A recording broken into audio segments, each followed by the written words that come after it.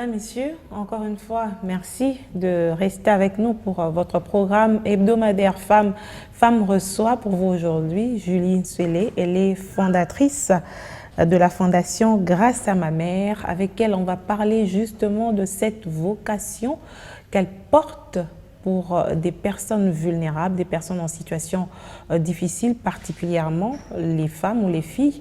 Bienvenue à vous, Julie. Merci, Féline.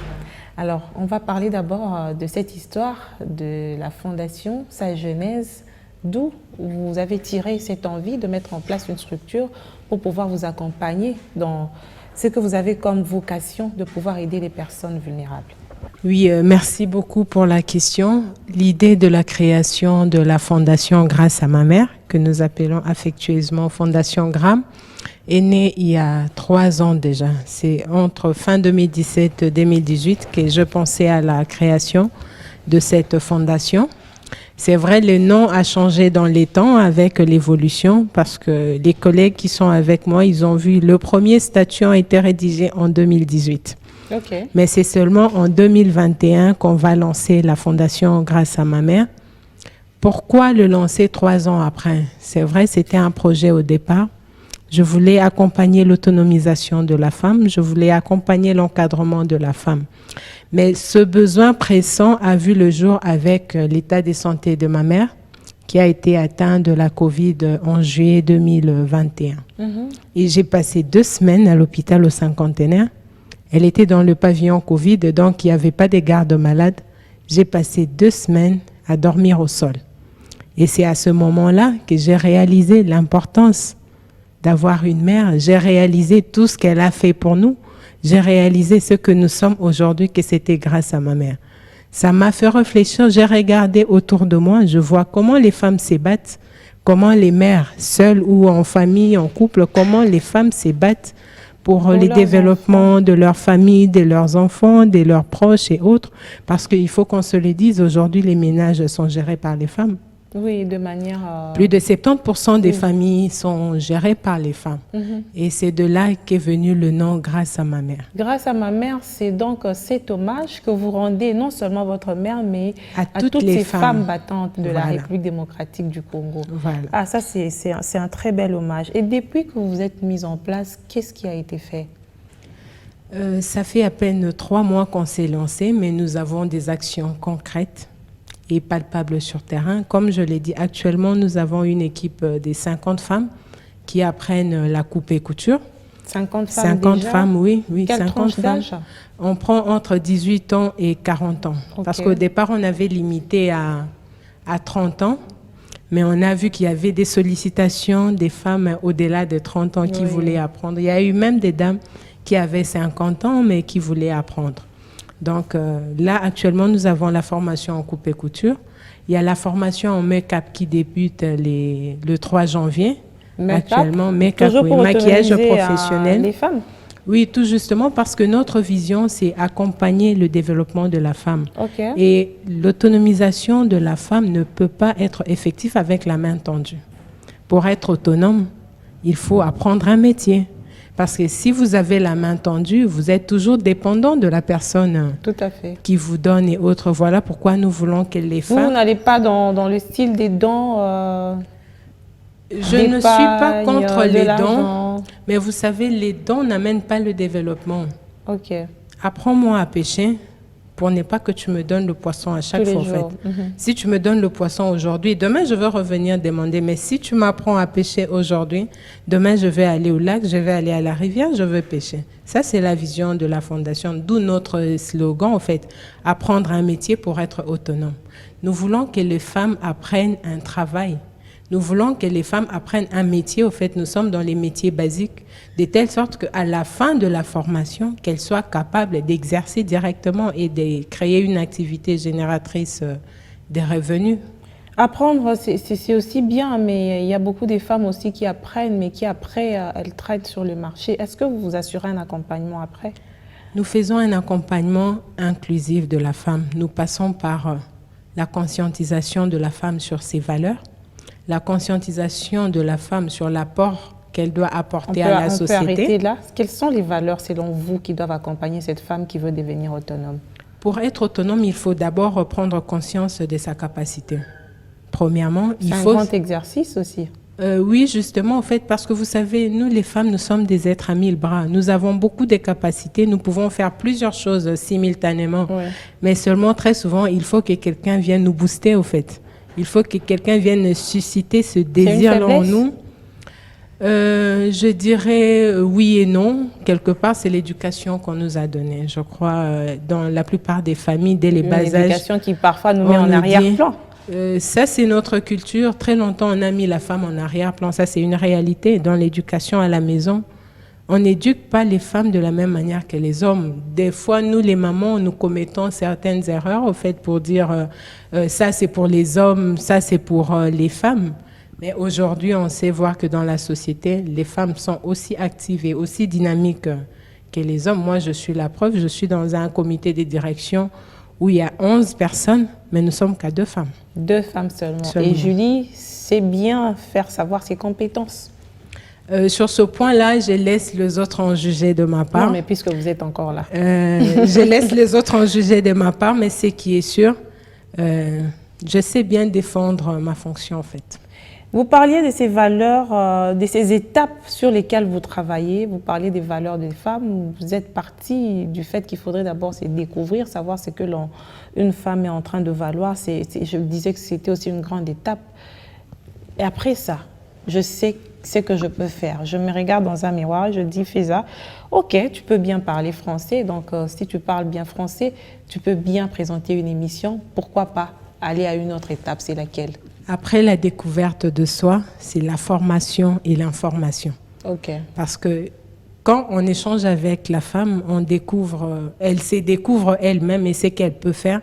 On l'accompagne dans ce qu'elle peut faire, en fait. Nous ne voulons pas faire des formations au hasard. Celle qui peut vendre du pain, vous lui donnez la comptabilité, elle ne va pas s'en sortir, en fait. Nous écoutons la personne, nous le conscientisons, nous connaissons son besoin et puis nous lui donnons la formation qui s'adapte à sa personne, en fait. Et là, nous organisons des formations gratuites. Toutes les formations à la Fondation sont gratuites pour ne pas donner des raisons aux femmes de trouver d'excuses pour ne pas s'autonomiser. Et quand c'est payant, les femmes, elles vont trouver des excuses et puis elles disent je peux pas, j'ai pas de moyens. Toutes les formations organisées sont gratuites. Ok. Donc nous formons les femmes en fonction de leurs besoins et de leurs compétences. Et nous donnons l'information parce que ce qui manque à la femme aujourd'hui, c'est l'information. Il y a plusieurs opportunités qui nous passent, seulement on manque l'information et ça constitue un grand retard pour la femme. Ouais. Tout à fait. Donc nous faisons la formation et l'information au métier en fonction des besoins de nos membres. Justement, en parlant de ce que vous faites sur le terrain, c'est déjà bien la formation, mais sur base de quoi vous sélectionnez ces femmes? Parce que quand on regarde les statistiques, il y a beaucoup de femmes, ici à Kinshasa par exemple, dans des milieux reculés, qui n'ont pas accès à quoi que ce soit, qui ne savent pas par où commencer. Vous allez dans une commune, vous vous référez, comment vous faites pour que ces femmes aient accès à vos services en fait? Nous avons l'avantage de ne pas être des bureaucrates. Nous faisons le terrain. Okay. Moi-même, je crois, de par ma fonction, moi je suis quelqu'un de terrain. Dieu a mis sur moi 6 jeunes dames qui ont la même vision que moi, avec qui nous faisons le terrain en fait. Nous organisons des sensibilisations. Il y a le mois passé, nous étions dans la commune délimitée vers Kingaboa, Point-Chaud. Au mois d'octobre, nous étions à Selembao, où nous avons fait les dépistages gratuits de cancer des seins à 200 femmes. Nous faisons vraiment le terrain à 200 femmes à qui nous avons fait le dépistage gratuit. Okay. 200 femmes à Selemba ou à la paroisse Saint-Maximilien et 135 femmes à l'église Ebenezer à Kingaboa, Point-Chaud, où nous avons fait la sensibilisation et le dépistage gratuit du cancer de sein dans le cadre d'Octobre Rose, en fait. Okay. Et en dehors de ça, nous faisons des conscientisations, nous animons beaucoup de panels de renforcement des capacités sur l'éducation financière et sur les développements personnels de la femme. Après la formation, on se dit on ne forme pas pour qu'il erre dans la nature, en fait. On s'efforce, tant bien que mal, de donner le moyen ou l'outil qui permet à la femme de commencer une activité génératrice de revenus. Par exemple, si je dois le dire, pour les 50 femmes qui apprennent la coupe et couture, à la fin de leur formation, ça sera le 31 janvier parce que c'est 3 mois de formation. 3 mois, oui. Et la formation sera sanctionnée de la dotation d'un kit, machine à coudre et tous les accessoires pour tous les apprenants. Ah, c'est un bon départ pour elle. Question de commencer une activité, apprendre un métier pour être réellement autonome. Tout à fait. Et vous parlez de beaucoup d'actions. Beaucoup d'actions en 3 mois, le délai est quand même très bref, très court. D'où je lui tire les moyens? Ce qui est conçu bien s'applique bien. Comme j'ai dit, c'est une idée de plus de 3 ans. La fondation fonctionne avec l'autofinancement. Vous savez, ce qui est conçu bien, ça s'est préparé. Au fait, le lancement de la fondation, nous l'avons préparé. Actuellement, nous fonctionnons avec nos propres moyens de bord. J'avais dit tout à l'heure, nous sommes une équipe de 7 femmes. Nous ne sommes pas des chômeurs, nous travaillons quelque part. Entre nous, on s'organise pour faire fonctionner. Nous avons les cotisations des membres. Nous avons à ce jour 302 membres déjà, selon le dernier rapport. C'est beaucoup. Oui, en 3 mois, on a pu réunir 302 membres. Okay. Et j'espère qu'avec la formation qu'on va lancer bientôt, on va avoir un nombre aussi qui va s'accroître. Donc, les membres donnent des cotisations? Il y a des cotisations mensuelles de $2. Mais vous savez, nous sommes une jeune fondation, on n'est pas trop exigeant là-dessus. On se dit qu'ils apprennent un métier, qu'ils aient une activité. Quand ça sera rentable, ils vont commencer à cotiser. Mais n'oublions pas les personnes de bonne volonté. Et on a toujours, Dieu met sur nos voies, des gens qui préfèrent rester dans l'anonymat et qui de temps à autre nous assistent des manières, donc ça peut être une assistance financière, vous faites montre de beaucoup de crédibilité pour qu'on puisse vous assister comme ça en peu de temps. Ce qui se conçoit bien s'énonce bien et les mots pour les dire viennent aisément. On sent qu'on est en face d'une communicatrice qui a su convaincre les donateurs. En perspective, dans un bref télé, vous organisez une action pour le mois de novembre? Oui, à la Fondation Grâce à ma mère, il n'y a pas que la formation. En fait, la formation, c'est un pan vers l'autonomisation, mais nous faisons aussi l'aide sociale. Vous savez, la période de décembre, c'est la période des fêtes, c'est la Noël, c'est la période de réunion en famille où les gens célèbrent en famille. Dans le cadre des festivités de fin d'année, particulièrement pour le jour de la Noël, nous organisons un grand banquet de Noël avec 300 orphelins. 300 orphelins. Nous ne sommes pas un orphelinat. Vous avez sélectionné dans différents Nous avons orphelinats? on a pris dans une dizaine d'orphelinats de Kinshasa. Ok. Nous avons pris dans tous les coins. On a pris les orphelinats de Bumbu, des Nsele, des Njili, de Barumbu, des Selembao, des un peu partout, de Mongafula. Nous avons sélectionné 10 orphelinats qui ont accepté d'envoyer les enfants, où on va aller prendre les enfants avec qui on va célébrer. L'objectif de cette manifestation-là, c'est vraiment permettre à ces orphelins de fêter la Noël comme en famille. Moi, j'ai dit permettre à ces orphelins de fêter comme nos propres enfants. Ça veut dire si nous achetons des nouveaux habits pour la Noël pour nos propres enfants, on va acheter des nouveaux habits pour ces orphelins. Pas des friperies? Je l'ai dit à l'annonce de l'activité, je ne veux surtout pas, même pour les donateurs, je ne veux vraiment pas des friperies. Ceux qui veulent accompagner cette action, acheter des vêtements. Mais parfois, les gens recourent aux friperies parce qu'ils se disent que c'est en grande quantité, ça peut répondre à... Les orphelinats sont toujours en besoin. Les friperies, on peut l'offrir à n'importe quel moment de l'année. Est-ce que pour la Noël, vous achèterez la friperie pour vos enfants? On connaît tous les enfants, ils aiment bien voir les étiquettes sur l'habit le jour de la fête. Je veux que ces orphelins-là vivent la même chose. Vous avez des moyens pour 300 enfants, les nourrir, nous avons commencé vêtir. il y a si je dois le dire, il y a 1, 2, 3, 4. Nous avons pu récolter déjà juste pour cette activité à peu près $2 500. Okay. Je crois à chaque fois qu'on reçoit de dons, je communique. Et quand on achète les histoires, je communique également. Moi, je suis très forte en communication. Oui, les devoirs de redevabilité obligent. Parfois, les personnes qui tiennent des organisations ne rendent pas forcément. compte. En fait, moi, je n'ai pas créé la fondation pour chercher les lucres. Pas du tout. La création de la fondation Grâce à ma mère a l'objectif d'honorer les femmes. Et moi, je veux justement éviter cette connotation les gens créent des ONG pour chercher les financements. Pour chercher des financements et puis se faire de l'argent, après justifier avec une ou deux actions qui ne valent pas le montant reçu. Je l'ai dit tout à l'heure, on n'a pas de financement, nous fonctionnons avec nos propres moyens. Et je l'ai fait parce qu'il y a le besoin d'aider. Et la population à aider, c'est en grand nombre, en fait. Le besoin d'aide, il y en a.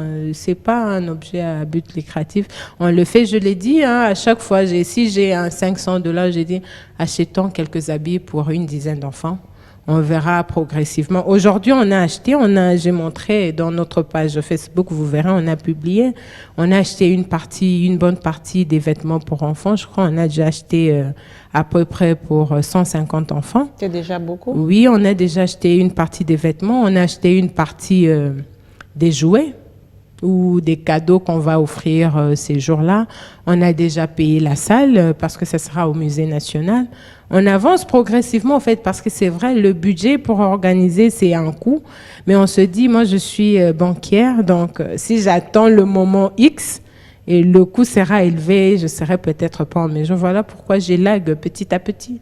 Si j'ai un 500, on met. Si on reçoit un 100, un 200, un 300 à côté, on avance progressivement. Et qu'est-ce que vous rencontrez comme difficulté depuis que vous avez mis en place de manière assez palpable, de manière assez efficace sur le terrain, où vous êtes déjà active? Est-ce qu'il y a des difficultés que vous rencontrez où Gram évolue vraiment comme sur des roulettes?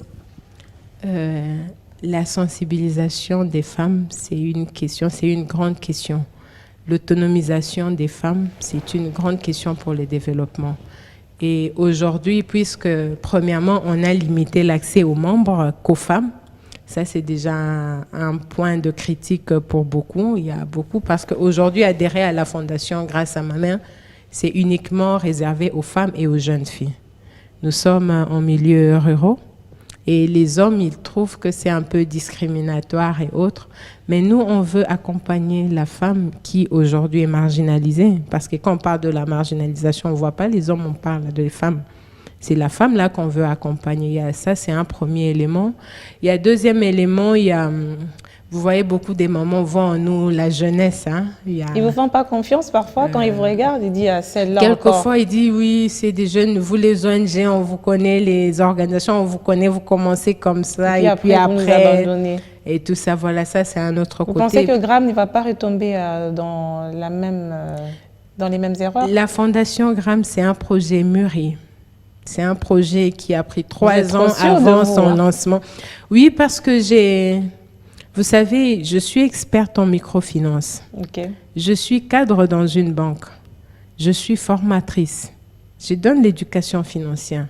Ça fait 7 ans que je travaille avec les femmes. Le besoin des femmes, j'en connais quelque chose. Les difficultés des femmes, j'en connais quelque chose.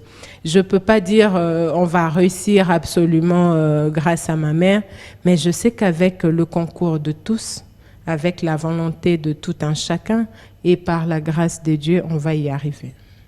L'on espère bien. Donc la difficulté, c'est cette méfiance des femmes sur le terrain, parfois à cause de ce qui s'est passé avant. Et c'est aussi l'accès à l'information, la sensibilisation, vu le nombre. Ça, c'est aussi un élément parce que très souvent, les femmes ont peur. Oui. Ça, c'est un élément qu'on rencontre très souvent. Les femmes ont peur de s'élancer. Mais elles ont peur d'oser. Vous pouvez beau expliquer, vous pouvez beau donner des opportunités. Quand vous parlez, elles donnent l'air de vous écouter, de vous comprendre. Mais dès que vous partez, vous revenez 2 semaines après. Elles préfèrent rester dans sa routine. Oui, elles se rétractent. Parce que moi, je donne l'exemple, au fait, il y a des mamans qui font le petit commerce. Moi, j'en connais beaucoup dans mon quartier. Elles vendent des pains, ça fait 20 ans. Oui, 20 ans, 30 ans. Si c'était un panier des 10 pains, des 20 pains, 20 ans après, elle n'est qu'à ce même panier-là qui est à 20 pains. Elle n'a pas ajouté l'arachide à côté, elle n'a pas ajouté la margarine, elle n'a pas ajouté une table à côté. Elle reste dans ce même fonds de commerce autant d'années après. Nous, on veut accompagner cette femme-là. Nous faisons la conscientisation. Ça veut dire que vous êtes dans votre commerce, mais vous pouvez le développer, au fait. On vous donne un accompagnement, une formation qui vous permet de développer votre activité. Vous pouvez commencer de rien et avoir une grande activité. Elle maîtrise, au fait, les mamans qui sont dans les petits commerces, la plupart des femmes qui sont dans l'informel, elles maîtrisent leur activité, mais elles sont au fait dans la routine. Elles sont dans la même activité, elles ont le même moyen de bord depuis, mais l'activité ne se développe pas et ça, c'est un problème. C'est un grand frein. Alors que sous d'autres cieux, par exemple, en Afrique de l'Ouest, on a vu que les femmes ont développé ces mécanismes de se souder pour essayer d'accroître leurs activités. Ça marche très bien. Ça fait partie d'une des visions de la Fondation Grâce à ma mère, la socialisation d'efforts, le partage d'expériences et le coaching. On veut te prendre, on ne veut pas te changer d'activité. Parce que si vous faites pendant 10 ans une activité qui n'a pas fait faillite, mais qui ne s'est pas développée, ça veut dire que vous maîtrisez votre activité. Il vous manque juste quelques techniques pour l'accroître, en fait. On vient vous accompagner dans ce que vous faites. On vous forme. Si Dieu donne le moyen, on renforce votre activité. Et on vous suit après, parce qu'à la Fondation Grâce à ma mère, ce n'est pas formé et abandonné dans la société. Non, non, non. Il y a tout un mécanisme de suivi après l'aide accordée. Oui. Et d'accompagnement. Les perspectives, aujourd'hui, quelques mois seulement d'existence de manière formelle, peut-être les idées étaient déjà là, comme vous l'avez dit, mais l'année prochaine, certainement que vous avez un plan d'action. Est-ce qu'on peut déjà connaître ce que vous envisagez par rapport à Grâce à ma mère? Le plan d'action, nous avons un plan d'action établi sur 3 ans. 3 ans. Je peux déjà annoncer chaque mois, nous avons des activités. Au fait, la Fondation Grâce à ma mère a des activités mensuelles. Chaque mois, nous développons une activité. J'ai dit tout à l'heure en décembre, au fait, au mois d'octobre, nous avons l'Octobre Rose. Avec le dépistage. Avec les dépistages du cancer de sein. Au mois de novembre, nous avons fait les dons aux écoles. Au mois de décembre, nous allons faire le banquet de Noël. Au mois de novembre également, nous avons lancé la formation en coupe-couture pour 50 jeunes femmes. Au mois de décembre, nous allons faire le banquet de Noël avec les orphelins. Au mois de janvier, nous allons faire la formation en make-up. Au mois de février, nous allons faire la formation en comptabilité générale. Au mois de mars, au mois d'avril, au mois de mai, et ainsi de suite. Une activité est prévue pour chaque mois. En soi, nous avons un gros projet. Nous allons faire une école pour la scolarisation gratuite des enfants dans la commune de Kimbansek. Ah, ça c'est le couronnement de tout. Oui, au fait, ça sera. Nous prions Dieu pour que le projet se réalise pour la rentrée scolaire prochaine. Déjà? Les travaux sont en cours. Oui, comme j'ai dit, c'est ce qui se conçoit bien, s'énonce bien. Ah, vous avez quand même des gros poissons derrière vous. Qui est derrière Julie? Qui est derrière Grâce à ma mère? Et les personnes de bonne volonté ne manquent pas sur notre voie et dans la plupart du temps, ils préfèrent rester sous l'anonymat. Et vous frappez à des bonnes portes. Dieu met des bonnes personnes sur notre voie, tout simplement. Ok. Et cette école, ça sera juste une école primaire ou secondaire aussi? On se lance petit à petit, je crois. Le projet de construction, c'est un bâtiment de 12 salles de classe. Ok. L'objectif, c'est commencer avec les enfants, avec notre propre formation et évoluer avec petit à petit, avec le même échantillon. Voilà, justement, nous voulons inculquer une vision. Nous allons commencer avec, je crois, les 3 premières classes. On va évoluer progressivement parce que nous voulons que ces enfants-là soient des grammes plus tard, parce que les membres de la fondation, nous, on les appelle les grammes. Rien que des filles? L'école sera, nous sommes Grâce à ma mère. Nous voulons doter la femme des capacités nécessaires. Ça, c'est une autre forme de discrimination. Nous ne sommes pas dans la... Je ne dirais pas que c'est une discrimination, parce que quand nous faisons des dons, nous ne faisons pas que des dons aux femmes. Quand nous sommes dans le social, nous prenons tout le monde. Mais quand il s'agit de l'éducation, nous mettons un accent particulier sur la femme. Parce qu'éduquer une femme, c'est éduquer toute une nation. On espère que ce projet qui est assez intéressant pour la jeunesse et surtout pour l'éducation va devoir aboutir et apporter un plus pour l'éducation par rapport à l'année scolaire prochaine. Julie, l'émission est finie. Mais j'aimerais quand même que vous puissiez parler de manière assez générique de cette femme congolaise que vous avez l'habitude de côtoyer. Est-ce qu'il y a de l'espoir pour la femme congolaise? Beaucoup. Il y a beaucoup d'espoir pour la femme congolaise. Et la femme congolaise peut contribuer significativement au développement de notre économie et de notre pays. Si et seulement si. La femme est le socle du développement. Si elle est formée, si elle est entendue, si elle est écoutée et si ses revendications sont prises en compte. Si vous permettez, il n'y a pas très longtemps que j'ai participé à une conférence internationale sur l'implication des femmes dans la résolution de conflits et la paix et la sécurité en Afrique. Oui. Nous avons eu des panels où nous avons beaucoup débattu sur les questions de la femme. Si la femme est amenée à la table des décisions, parce qu'il faut qu'on quitte cette voie de la passivité où on prend des décisions à notre place. Et nous, on vient subir. On va faire ça pour les femmes. Mais nous, les femmes, nous connaissons nos problèmes, au fait. Nous connaissons nos maux. Il faut qu'on s'assoie où les décisions se prennent pour nous. Mais pour qu'on se retrouve là-bas, qu'est-ce qu'il faut? Est-ce qu'il faut qu'on nous amène ou il faut que nous-mêmes, nous puissions nous déplacer vers ces tables? Ça, c'est un combat des femmes. C'est pour ça que nous militons, en fait. Pour qu'on arrive à vaincre ce combat-là, il faut qu'on soit autonome. Parce que toutefois, si on a une main tendue, ils auront toujours de l'avance sur nous parce que nous serons dépendants à chaque fois que ça doit venir d'eux. Mais si nous sommes autonomes, si nous nous formons, si nous nous informons, et nous serons en mesure de bousculer les choses. Et je crois au développement de la femme.